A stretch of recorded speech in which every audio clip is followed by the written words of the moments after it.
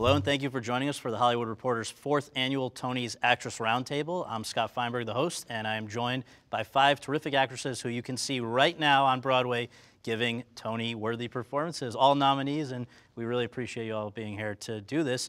And we're going to go around the horn and just give a little synopsis for folks who are joining us about what you're all doing. To begin with, Laura Linney, who's playing Regina, a calculating woman from a complicated family in 1900 Alabama. And on other days, Birdie, a sweet and wounded woman from the same family in the play The Little Foxes. Sally Field, who's playing Amanda Wingfield, a former Southern belle, raising 2 children under trying circumstances, I think it's fair to say, in 1937 St. Louis in the play The Glass Menagerie. Denee Benton, who's playing Natasha, a countess engaged to one man, but then ensnared by another in 1812 Moscow in the musical Natasha, Pierre, and the Great Comet of 1812, which, for the sake of time, we are going to call the Great Comet, I think it's, if that's all right with you. Jennifer Ehle, who's playing Mona Jewel, a level-headed official in Norway's foreign ministry who helps to broker landmark advances in the Middle East peace process between 1992 and 1993 in the play Oslo, and Christine Ebersole, who's playing Elizabeth Arden, a cosmetics pioneer and independent businesswoman in mid-20th century America in the musical War Paint. Thank you all so much for sharing your off day with us. I know it's very valuable. So to begin with, I just want to ask about how you came to these particular roles, and in Laura's case, it is roles. You're playing 2 different characters here. You know, they're really, I think it's fair to say, totally opposite types of people. How did you and Cynthia Nixon arrive at this arrangement where, I guess, every other performance you trade off?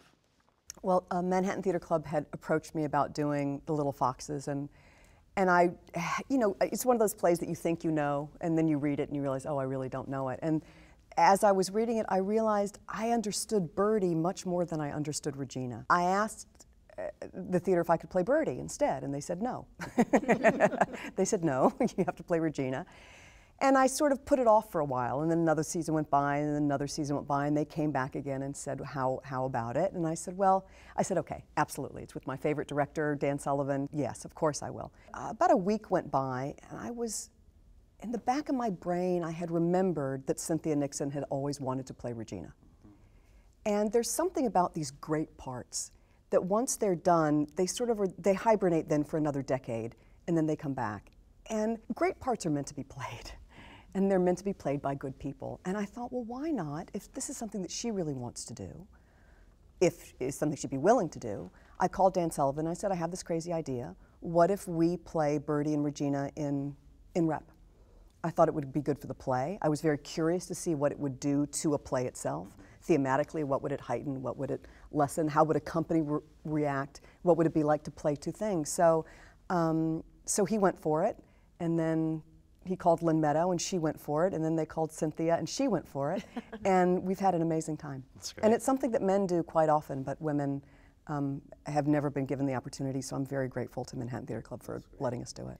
Well, Christine, one of the things that's rare and special about your show is there aren't too many musicals where there are 2 women front and center, and in your case it's you as Arden and Patti LuPone as her rival Helena Rubinstein. And I guess first of all it would be interesting, I wonder if you guys would ever have considered something like this where you could, these are very different women, but I hadn't really thought about it. Oh yeah, it's an uncommon. It would be really challenging. Yeah, but I guess before even going any further with that, how did you 2 wind up in these parts, working together? Did you know each other? And it's been 11 years since we've seen you in a musical on Broadway. That's so correct, yeah. Yeah. Well, Patti had been working on the musical longer than I had. I was brought into it last year. They had been working on it several years before that. And I got a call from Scott Frankel one day and was offered the role, so I jumped on board. It was the same creative team that brought you Grey Gardens, yes. So we had a history together. I've known Patti for 40 years, just being in the business in New York, and this is the first time that we worked together, and it's been really thrilling, and I find her very inspirational. Well, Sally, the part of Amanda is one that seems to have intrigued you for a long time, certainly at least as far back as 2004 when you played her at a festival, I think celebrating Tennessee Williams in D.C. at the Kennedy Center. How 13 years later did you wind up returning to this part, and why? And we should note, this is your 2nd time Broadway after it's been 15 years. So were you just looking generally to come back, or was it something specifically about this part? Well, you know, this is, as Laura said, you know, this is one of the roles for women that always hovers somewhere in your mind. When can you do it, and how often can you do it? But this came to me through Scott Rudin and Sam Gold. There was a production not long ago, and so the thought was, well, they're going to have to put this to bed, Glass to bed for another 10 years and not bring it back. But Sam Gold had done it, a production of it in Amsterdam, and fallen in love with the play in a way that he didn't think he ever would, and wanted to do a version of what he'd done in Amsterdam here on Broadway.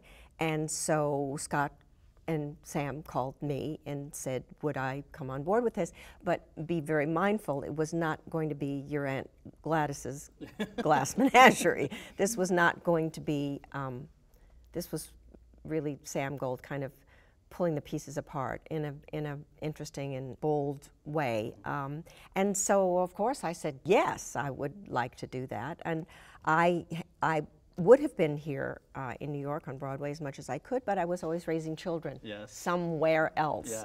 Welcome back. Jennifer, it's been 10 years since we've seen you on Broadway, and in your case, this show marks a reunion with a writer who it's really kind of an interesting story how far back you guys go. Yes, we overlapped at North Carolina School of the Arts. I was just there for 1 year, and J.T. Rogers, who wrote Oslo, was in the year above me. And back then he was writing sometimes. He would write speeches, and the school didn't like that because when people were doing monologue, they wanted it to be an established author.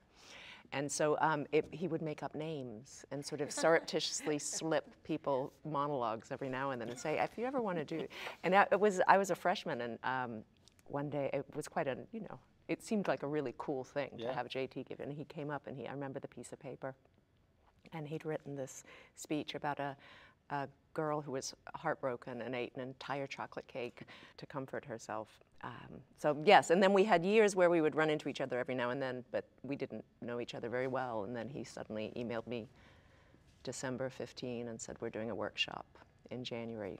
And back at the theater, and where? My favorite place to work in the world. When were you first at the Beaumont Theater in Lincoln Center? When I was 3 years old, I remember being standing at the back of the Beaumont while my mother, Rosemary Harris, was teching Streetcar Named Desire, playing Blanche, and her ex-husband, who I was very, very close to, standing. I remember his little skinny jeans, 1970s jean butt, trying to block me from seeing them tech the rape scene. Oh, right. And so yes, and he also, because he would have street scenes happen around, it was sort of a set with a lot of space around it, and he would have street scenes. And for a few matinees, Patricia Conley, who was playing Stella, her daughter, and me, and the Stanley son would walk across the back of the stage holding balloons and being a birthday party. And I remember seeing her stand behind a flat, because she was supposed to be in the bathroom, in the bathtub as Blanche, and going, shh, shh, shh.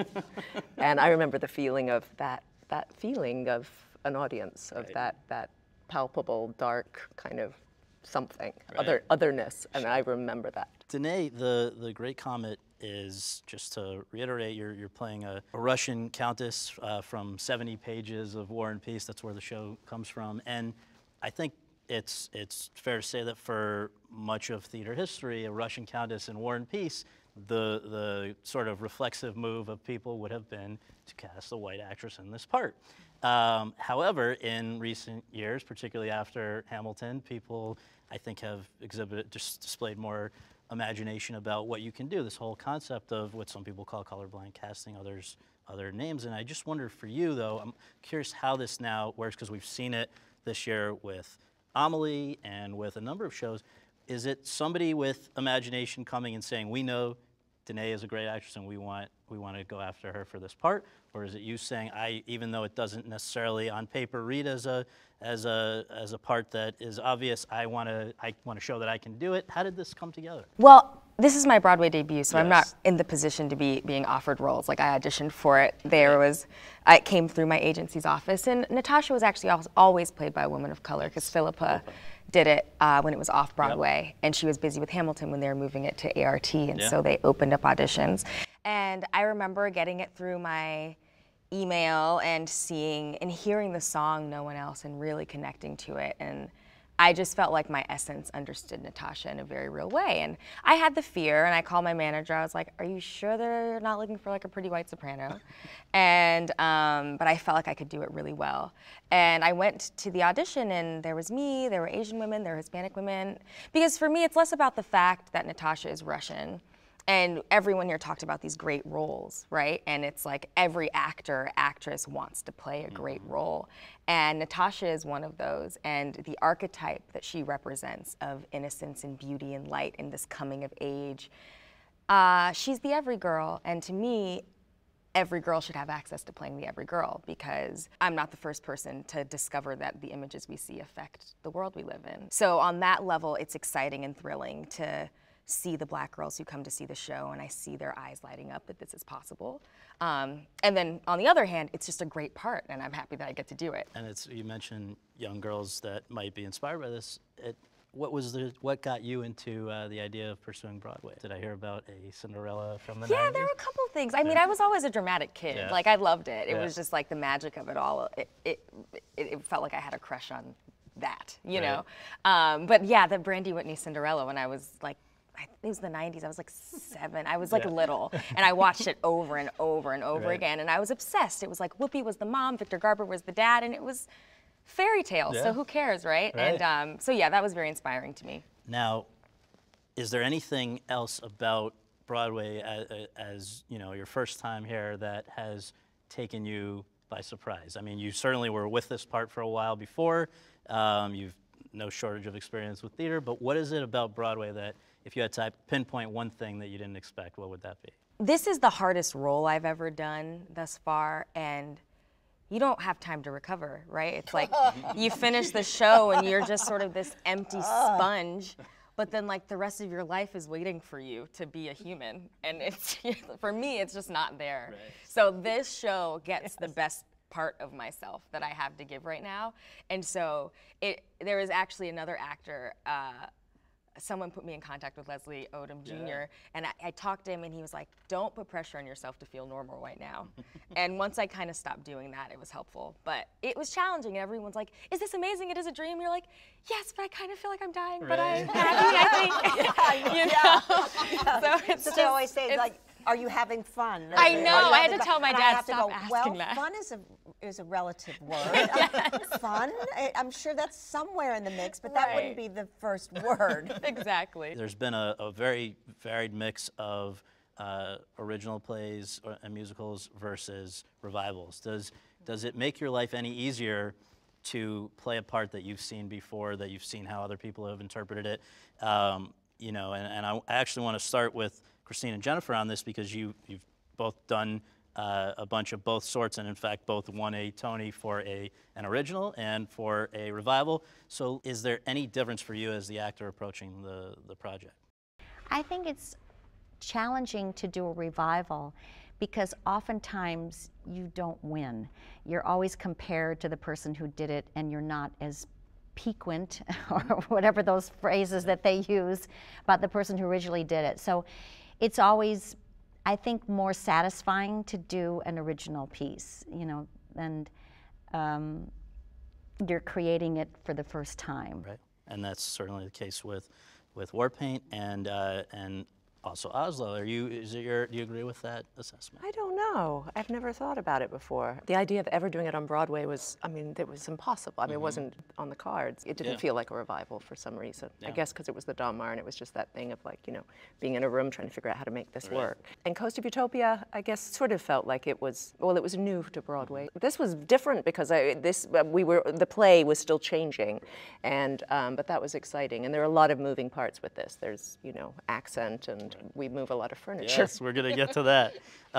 Sally, why, you know, somebody who maybe hasn't had a chance yet to see your show and hears that, you know, Glass Menagerie debuted in 1945. I think this is the 7th revival of it. As you mentioned, one as recently as 4 years ago. Why is it important for a show like this to continue to be revived? Why, and to you as an actress, to be a part of a revival? You know, it is a great part, but are there always new things that somebody can bring to it? I can't really answer the question of why it's important to, you know, have another revival of the show. I don't know. It is a very bold look at it that Sam Gold wanted to do. And so of course that would be interesting, and that I had done it before, and now I was recreating it but in a different way through Sam's vision of a story he wanted to tell. So, I mean, certainly I think we all feel that great literature always invites interpretation, and bold interpretation, especially for something that you feel has been done so frequently, I think is always interesting for actors, even though 3/4 of the time with Sam Gold I'm going, huh? What? I don't know, what? Right, you know. right. But then, you know, it forces you to have to let go of everything you thought you had to hold on to. And that's always a good thing. Sure. Laura, I want to read back a quote before I ask the question. This is something that you a few years ago said in an interview. Quote, "I really believe it takes about 3 months for a show to gel. No matter how good or how prepared you are, there are certain things that only time can take care of. It has to cook." Now, Little Fox is open on April 19th.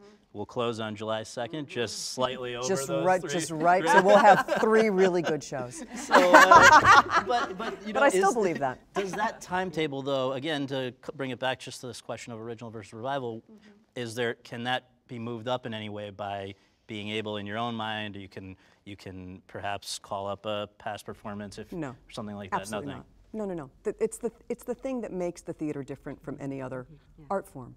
It's time. And that ingredient is something you can't force, you can't generate.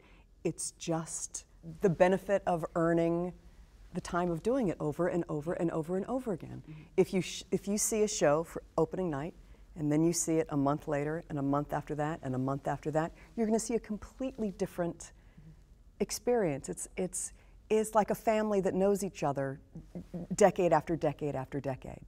Just your relationship to the table that you sit at, your intimacy with the thoughts behind the words, your knowing the person who you're working with, and it's what I love about the theater more than anything. I know that I'm not gonna really know this play until months after we open, really know it. And it's almost like a Chinese puzzle. You get to a point where time allows it to crack open, and then there's another set of problems. And then you solve those set of problems, and then something else cracks open, and then there's something else. And it's the joy of a long run. A lot of people will ask, like, how do you do it over and over and over and over and over again? And what I don't think people have experienced is how it just keeps unfolding onto itself if it's well written. Right. If it's well written. And to see, the chemistry and the alchemy of a particular cast together on a particular set with the lights in that particular house. Yeah. It's really, it's heaven when you get to experience it. Yeah. So I want to ask you about the sense of responsibility that I know you all feel to your show. None of these are one-woman shows. There's always a lot of people that have to pull their weight for this to come together, every performance. What is the moment in your show when you feel that burden the greatest, where there's something that you have to do or say or emote or do something that if you don't pull it off, you feel like that's the key moment for you to deliver? Christine, is there a moment in your show? Song even? Well, in War Paint, I find that it's when I first appear on stage. It's kind of the launching, that helps me get into the space and inhabit it. And so there's like a high B flat that I've got to sustain and hit every night. So, once I get through that, everything's golden, pretty much. Jennifer?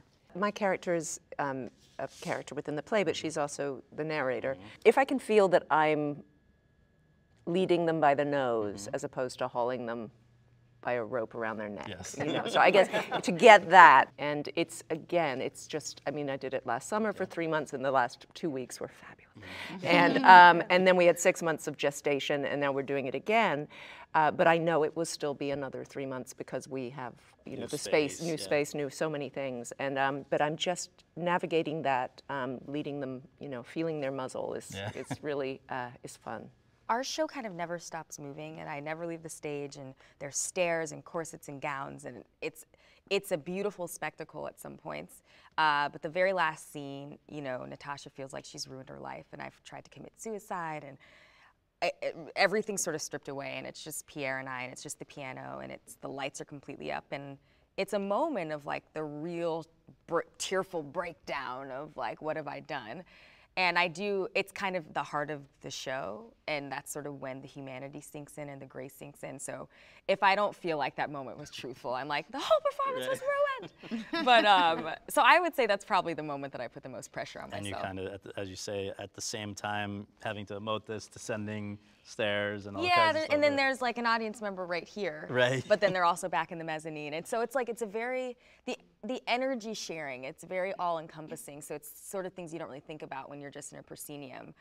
Just the intimacy of like, I'm not faking anything here. Right. The lights are up when you're right there. So if they're not there, you know. I think we should say for viewers that the set, or basically the Imperial Theater for your show, has been completely redone in a way that to look like a Russian dinner theater. So you have a catwalk essentially going to the rear of the orchestra. You have a pit on the stage surrounded by audience members sitting on the stage. So they are literally, when you say in your face, they are in your face. Yeah, it's very vulnerable, to say the least. Yes. So, yeah. Sally, what's the moment for you? Yikes. You know, I almost can't answer that question because I think it would have to be from the very first second Amanda appears, I appear, Amanda appears, because at that moment, like, it's one of the hardest things because Sam doesn't want us totally in character yet. So try doing that. The hardest place for me is like from the first moment when I have to drag the wheelchair up the stairs in these little high heels that he wanted me to wear that will slip through the cracks in the concrete floor that they pulled. And then I've got to get my wonderful co-star, Madison Ferris, up the stairs and back into the chair, which is a workout for both of us, and real and true. But the blessing in that is that it's real and true. And it's not, you know, anytime you don't have to act, it's a complete blessing. So, but then from that moment on, and the house lights are up, and we don't have, the house lights go down so slowly that no one notices, not even us really, but not even until almost halfway through the play. But I never leave the play, and I never, and Amanda never stops driving the play, and really much more fiercely than I think has ever been quite done before. And Amanda's the one that changes all of the props, changes the tables, she moves everything around, and there's no scene breaks, obviously there's no act breaks, there's no intermission, and so everything is woven into one. So there's not even a transition to think of, well, the time has moved on, because he wanted it to be memory that just rolls over the top of each other. If I can get on the stage without falling over or dropping the chair, which I could do at any moment, and many times it's been nip and tuck.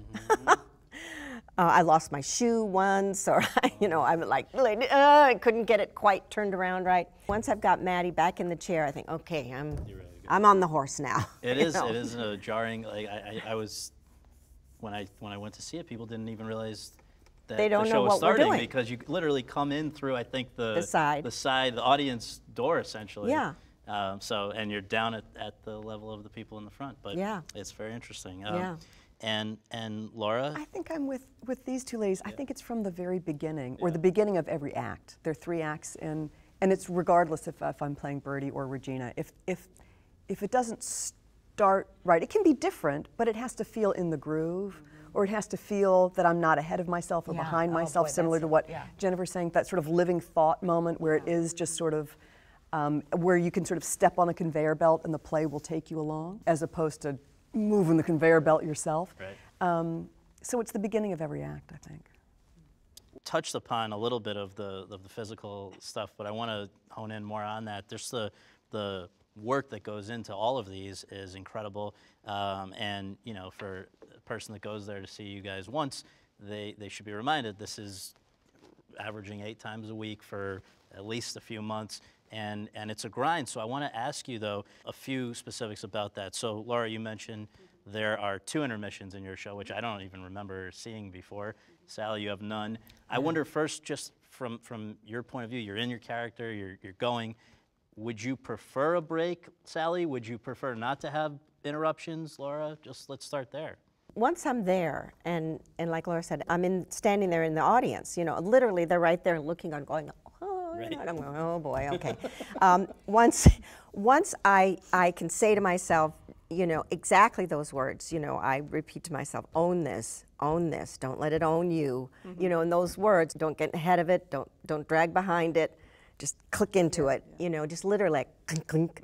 And I get the chair up there in a even if it's all verklempt, you know, it doesn't matter. I've got the chair up there. It's such an emotional drive for her, so different than any other Amanda. It's so high-pitched, both emotionally and comedically, and toward this sort of Greek ending. You know, we end up in this violent place that glass menagerie. what? That I'm tremendously grateful that I don't have to let down, because then I can, you know, then it's driving, you know, me. I'm in the car and you know, we're just going. Right. So I'm grateful. I'm grateful there's not scene breaks. Much to my surprise, I love our intermissions. Yeah. When I asked Dan, like, are we going to do these 2 intermissions? He was like, yeah. And I thought, oh God. Is that the way the play was written? It is the way the play is written. Wow. But I find that the acts are very potent then, and they come on, they sort of go bang, and then all of a sudden it's over. And so what is a 2.5-hour experience doesn't feel like it at all, nor does it feel like that for me. You know, you get on and then it's like, boom, there's the first act, and then the second one happens, and then the third, and they build. Yeah. Ironically, the act that is the longest feels the shortest. The third act does feel very, very short, and in reality, it's 10 minutes longer than the others. So. Christine, you and Patty, basically the structure of the show, I think is number for quite a bit, and then you do have this great duet, If I'd Been a Man. But based on your vast experience with musicals, is there any way to prepare to blow the roof off the place that many times, 8 times or whatever a week for however many months? Is there anything you actually can do, or you just have to deal with pain management, or, you know, whatever you would call it? It's vocal management, yeah definitely. But one of the things that's really exciting about working with Patty, she missed a couple of shows because of vocal issues, and the understudy was tremendous. I mean, she was absolutely heroic. But the thing is that about working with Patty, I say, well, there's no slouching around you, you know? She's always upping my game. I mean, I feel like I'm on the court with, you know, Venus Williams, you know? So I've got to be, you know, ready for the ball, you know? And that's what's exciting about working with her. Have you figured out things over the years about just how to pace yourself when you're not performing, when you're not on stage, or whatever it is that help you with what you have to do? Yeah, it's very different than doing a play. You know, when you're doing a musical, everything surrounds that muscle, you know, the whole day, the whole week, the whole year. Jennifer, we should note or re-note that when you're performing on a stage, not unlike what Sally's dealing with, where there's basically not much there, and what is there is on you guys to move around and deal with. And I just wonder, does that impact the rest of what you have to do when you're up there? Is that a good thing? Is it enjoyable? You know? Well, when we were doing it last summer in the off-Broadway and this time, I certainly had cheat sheets in my pockets. I would have to have one for every act that would say what furniture I had to move in that next scene, where I entered from, and so. And because it basically, if I'm ever off stage, except for a couple of pee breaks, I do have strategically placed, thank goodness. But I wish I did. Oh, I bet you do. Yes. But I'm literally, if I'm ever off stage, I'm running to get to the next place. And then, so I had the cheat sheets and just where I go next and what furniture I'm going to have to move. And then when we moved up to the Beaumont, I wrote my cheat sheet. And I had it in my pocket, and we're doing our dress rehearsal. And in the interim, in the 6 months, I really need reading glasses now. So I didn't think of that. So I come off stage and I get out my cheat sheet. And I'm going to lights from this, and I'm looking at it. I'm like, it says, run. What? Oh no! Where am I supposed to be running? I don't know where I'm supposed to go. So yeah. So now I had to write them really big. Right. But now I'm flying solo without the cheat sheets now. Denee, we've established that the staging is elaborate and complex and all of that. How do you even prep for that? Because you don't have much time in the theater before you're going with previews or whatever, and it certainly wasn't the same exact setup when you were off Broadway. So from just a choreography point of view and all of that, and there's also, I mean, strobe lights. It's a barrage of the senses in the best way. But for the people that are up there, and there are something like 33 cast members, 23 of whom I believe, like you, are making their debut. Just how do you prepare for that? I was very thankful that I got to do it in Boston because my body was like a mess, and I hadn't really dealt with having to be that strategic about how I took care of myself. Yeah. And so I kind of prepared this summer. I started going to vocal therapy. I was like rehearsing, singing, running up and down the stairs because the breath support is insane, and then you're in a corset, and it's, you know, there are things you can't really teach yourself how to do until you have them. But in the rehearsal space, it's tricky. We just had tape and like paper diagrams and be like, I'm walking up the mezzanine now. And you think it takes 7 seconds, and then you get there and it takes 15. Yeah. So we really only had 6 days in the theater. And, you know, I went from like maybe having gone to physical therapy once in my life, and now I see like every specialist New York has to offer, for, you know, from like orthopedic shoes to the shoulders, to the voice, to everything. And then you have to obviously be an actor and think of what your character's going through. So it's been the multitasking of figuring it out. If I ever have to stand still and say anything on a stage again, I'm gonna be like, that's it? You know? Right. It's deep end. Yeah, it's pretty, it's pretty insane. It makes sense that there are 23 Broadway debuts because I feel like any seasoned actors would be like, you want me to do what? You know, but we've made magic happen in a way that I don't think anybody really thought was possible. And it feels like still a very truthful narrative that's being told, but the stamina, like some of my cast members I think average like 60 flights of stairs a night, through the backstage stairs to the onstage stairs to everything. Wow. That and literally, yeah, we've all lost like 10 to 15 pounds. It's pretty insane. Amazing. The physicality of it all. While often also doing instruments. Even though, playing instruments and singing and belting and crying, and they're like, we want you to do everything. Okay, I won't complain about dragging the chair up anymore. It's a wheelchair, 5 steps, and yes, I can do that. Well, so all of this, though, begs a question maybe for some. Why put yourself through this stuff? Why forget about even the physical strain and some of the stuff we're talking about. Why do anything 8 times a week for months on end, for 3 hours a night, or whatever it may be? What is it about performing in the theater that keeps you coming back? Christine? I have no other skills. It's by default. Right. Well, okay. I love what I do, you know. And I have a passion for it, so. The doing of it, the interaction with the audience? Yes, of course. And I feel blessed that I was given a gift to sing, so to be able to share that, and you know, it's a wondrous experience. Jennifer, it was sort of the family business, right? But you've obviously found your own love for it. Yes, I love it.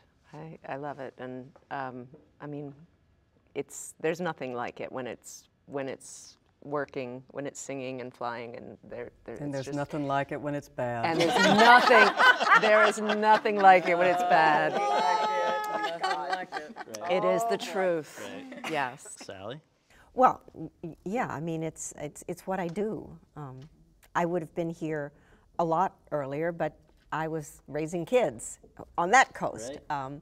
But yeah, there's nothing like it. There's absolutely nothing like it. It's without a doubt the most dangerous, the most alive, the most thrilling in that way, in that these are crafts that we've all learned our lifetime.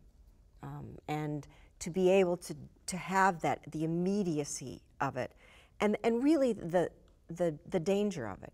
I mean, there is no safety. This is a dangerous business, a dangerous craft, and it's about that flight that you get to take. And sometimes you criticize, and it wasn't. But you are so totally and utterly and completely alive.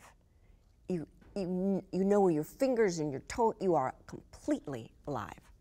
And you're exhausted. And was it always for you sort of on a pedestal? I remember interviewing you before where you obviously started with great success in television, but at that point, the dream then was I want to do film, right? And that I can perhaps show that there are more things that I can do. And then that opportunity came along, and you certainly showed that. But was theater always the top of the mountain? Theater was always the top of the mountain because I was one of the lucky kids who had a theater arts department, and I wouldn't, you know, was a kind of, had a troublesome childhood family situation. And so that theater arts department gave me life. At 12, I found a stage, and it was the first time I could hear my own voice.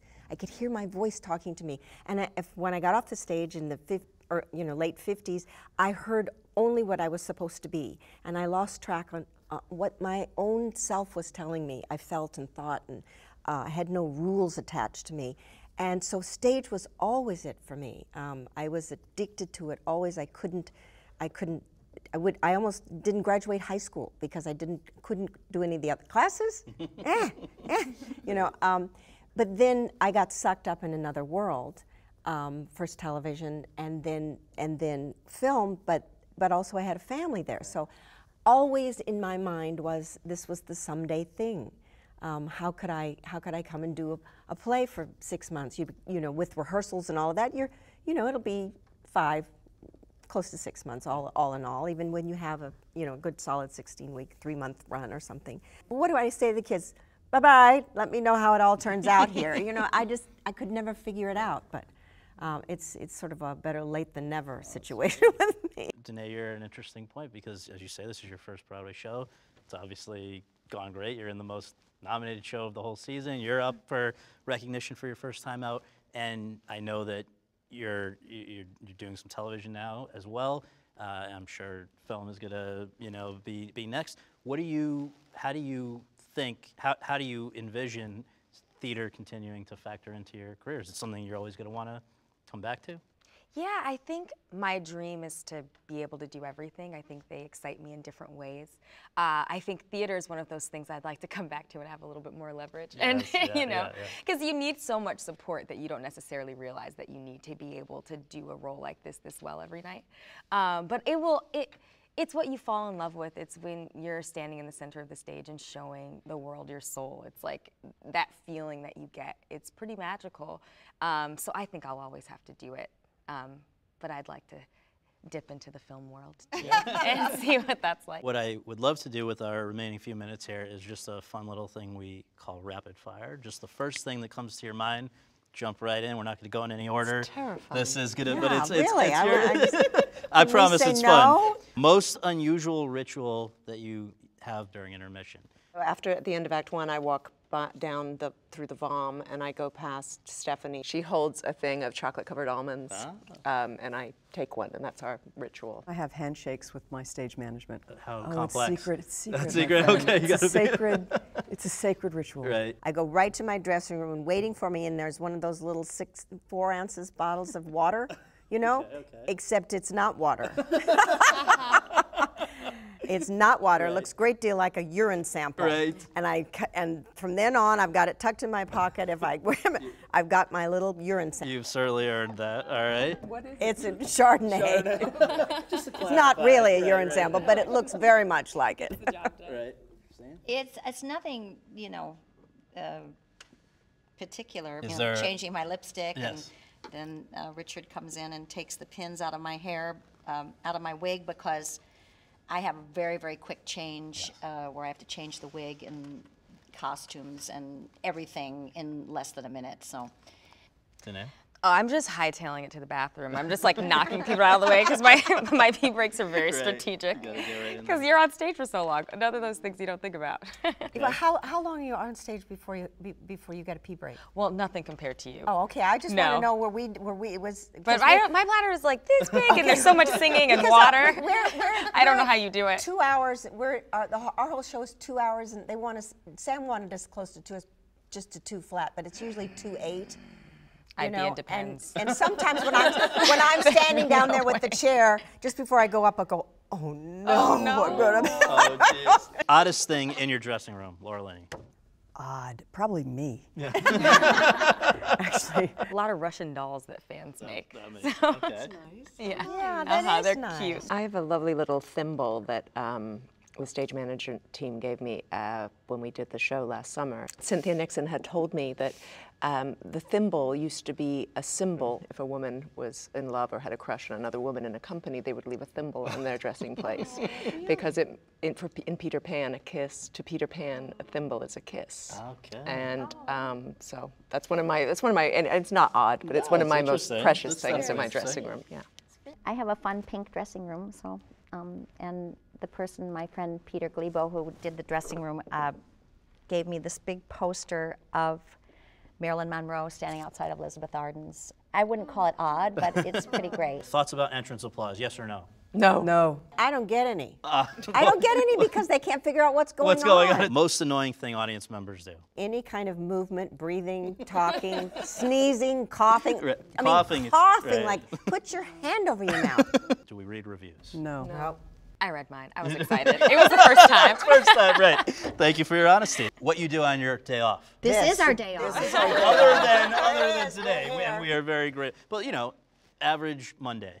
I take the kids to school. Take kids to school. I drive home after the show. I live 2 hours away, so I go home after the show Sundays, and then get up at 6 in the morning, get the kids to school, and then go back and go to bed for 3 hours, and then wake up and spend a couple hours with my husband, and then drive. No, that's the next day. Sorry, I haven't had a normal one for so long. They're all completely bizarre. It turns into a big blur. It turns into a blur. It really is a Rarely, blur. really, I really, Yeah, really it's true. had a day You don't. off. I don't That's do what's that. tricky about What it. are they like? It's I a can't Monday remember where having the rest of the world is working. Yeah. And everyone knows they can't get to you until a Monday. So then everyone gets to you on a Monday. The number of performances per week you wish you could do? 6. 6. 6. What are we getting rid of? A matinee? I think Saturday night. Matinees are my favorite. Matinee's your you know favorite. what? I wouldn't mind getting rid of both the matinees. Let's talk real. Non-friend or relative whose attendance at your show has meant the most to you? Oh. John Glover came very early. I've just admired him for so long, and he was so kind and so supportive. And it's nice when there's someone who you admire, who you don't know very well, who comes back and says, you're on the right track. Good, keep going. And it's sort of the only voice that will cut through, because other people know you, or they're involved, and you think, oh, they're just being nice. But when it's someone who you admire but don't know, and they owe you nothing, and they make the effort to go, good, keep going, that's great. Makes a big difference. There was this 16-year-old girl who saw our show, and she was talking to our choreographer. She was a black girl, and she was like, Denee was a princess up there. I didn't know that we could be princesses. I wrote that down because sometimes it's important and it's helpful to make it bigger than yourself. What is the biggest thing that Hollywood can learn from Broadway? Oh, I have a lot of thoughts. I just feel like theater's always been ahead of the curve with the way that we cast things and the way that we write things, and just deconstructing a theater and telling a story in a completely different way, and not stuck on will this sell and who, and even if it's not on Broadway, just the things that happen in theater and the idea of the roles that you guys are doing, these two strong female characters that are historical stories to tell. And for me, and I mean, the Hamiltons of the world happened far before anyone in film gets the idea that we're allowed to do this. There is a real feeling of community. That kind of feeling in the world that I've grown up in Hollywood doesn't exist. It's way too competitive. There's a feeling of, well, if you have a hit show, then what's going to happen to my hit show? You know. They say like in the early days, maybe it was more when Hollywood was actually a small little town. But maybe now, when here there was you guys much are more all, of a feeling of rooting for each other. Right. There is a feeling here of everybody's kind of rooting for each other. Absolutely. And going, hooray, good work happened. Yeah, I Right. can't Hooray! wait. I mean, it's a wait to see it. miracle. I can't wait to get there. It's a you know, miracle that good work happens. Yeah. and it's real and real and true. What would you be doing if you were not an actor? I don't know. A minister. Okay. I have no idea. Maybe some sort of like political correspondent. I have no idea. I have no idea. I wouldn't be. If I could really be good at it, you know, I'd like to be a great florist. I kill every orchid that anyone I ever bet sends you've got me. a flair but you there's don't know something about. I sort of love about the idea of being around flowers, and I'm a terrible cook, so I'd love to be a great cook. Well, those are things you just can gotta- learn. But you can't learn to be a great actor. Be helped along the way. You can be helped along the way, but there helped is along the way, something but it else. takes There a is long an time. ingredient that you either have or you don't. Well, thank you for giving up one of the Mondays when you could have pursued these other things. And we really appreciate you doing this. Congratulations, and thank you for tuning in.